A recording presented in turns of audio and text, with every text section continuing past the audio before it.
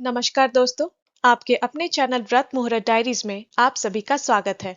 आज के इस वीडियो में हम बात करेंगे कि मेष संक्रांति यानी सतुआ संक्रांति कब है, इसका धार्मिक महत्व क्या है, खरमास और वैशाख मास से इसका संबंध क्या है, इस दिन हमें क्या-क्या करना चाहिए और क्या नहीं करना चाहिए, कौन-कौन सी वस्तुएं दान करना शुभ माना जाता है और इन दानों से क्या पुण्य फल प्राप्त होता है। मेष संक्रांति का संपूर्ण महत्व और इस दिन की विशेषता, साथ ही साथ एकादशी और संक्रांति के इस दुर्लभ संयोग का फल क्या होने जा रहा है, आज के इस वीडियो में हम इसकी पूरी जानकारी प्राप्त करते हैं।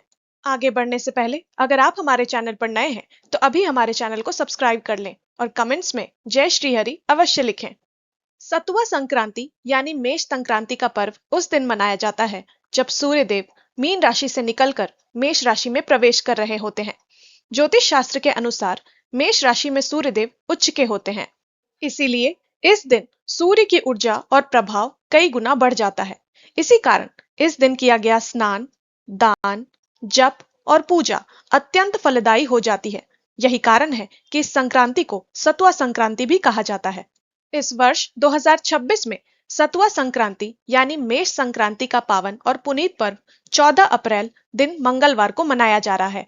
इस मेष संक्रांति की एक और विशेष बात यह है कि इसके ठीक एक दिन पहले 13 अप्रैल दिन सोमवार को वरुथिनी एकादशी का व्रत भी रखा जाएगा, जिसका पारण अगले दिन मंगलवार को यानी मेष संक्रांति के दिन 14 अप्रैल को किया जाएगा।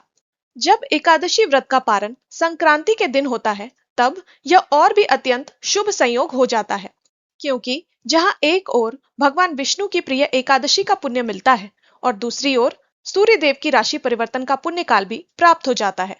इस प्रकार जो साधक एकादशी व्रत रखते हैं और संक्रांति के दिन स्नान, दान और सूर्य देव की पूजा करते हैं, उन्हें दोनों का संयुक्त पुण्य फल प्राप्त होता है।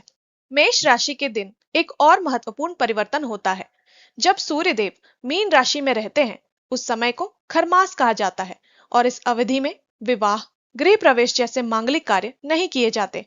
लेकिन जैसे ही सूर्य देव मेष राशि में प्रवेश करते हैं उसी क्षण से खरमास समाप्त हो जाता है और सभी शुभ कार्य पुनः आरंभ हो जाते हैं। इसीलिए मेष संक्रांति को नई शुरुआत का दिन भी माना जाता है। अब जानते हैं कि मेष संक्रांति के दिन हमें क्या-क्या कार्य करने चाहिए। मेष संक्रांति के दिन प्रातः काल जल्दी उठकर स्नान करें और स्वच्छ वस्त्र धारण करें।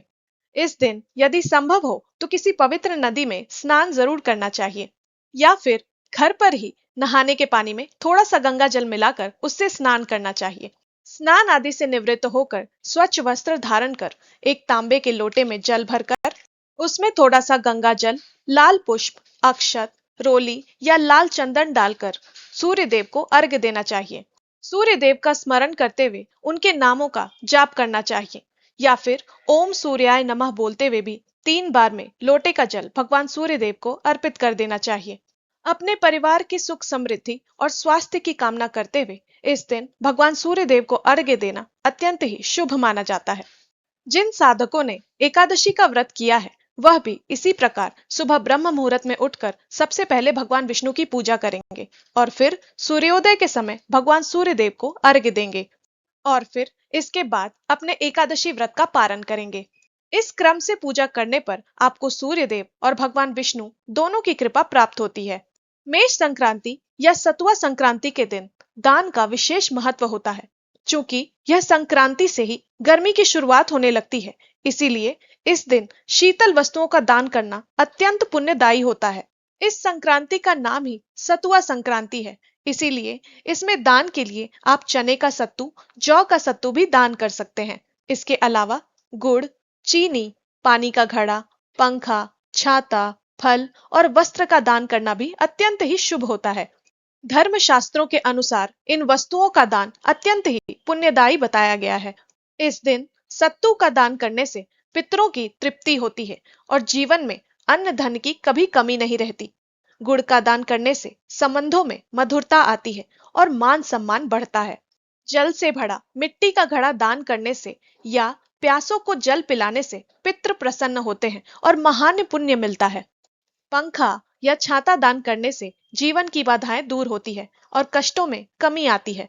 फल और वस्त्र का दान करने से दरिद्रता दूर होती है और घर में सुख समृद्धि का वास होता है। अब जानते हैं कि मेष संक्रांति के दौरान हमें कौन से कार्य नहीं करने चाहिए।